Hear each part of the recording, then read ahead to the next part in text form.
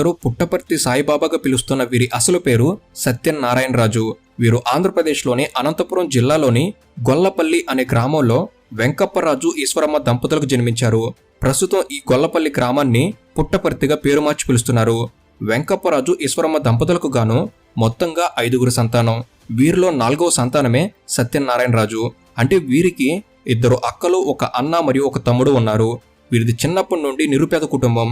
ఇక సత్యనారాయణరాజు జన్మించడం వెనక ఒక చిన్న ఆసక్తికరమైన కథ ఉందని చెబుతున్నారు. అదేమిటంటే వెంకప్పరాజు ఈశ్వరమ్మ దంపతులు సత్యనారాయణ వ్రతం చేయడం ఫలితంగా ఈ బాబు పుట్టడంతో వీరు ఇతనికి సత్యనారాయణరాజు అనే పేరును పెట్టుకున్నారు.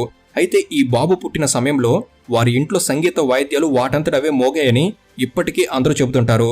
అలాగే ప్రొఫెసర్ నారాయణ కస్తూరి రాసిన పుస్తకం ప్రకారం వెంకప్పరాజు ఈశ్వరమ్మ దంపతులు ఇంట్లో వ్రతం చేసుకున్న తర్వాత ఈశ్వరమ్మకు ఒక బ్లూ కలర్లో ఒక కాంతి తనలో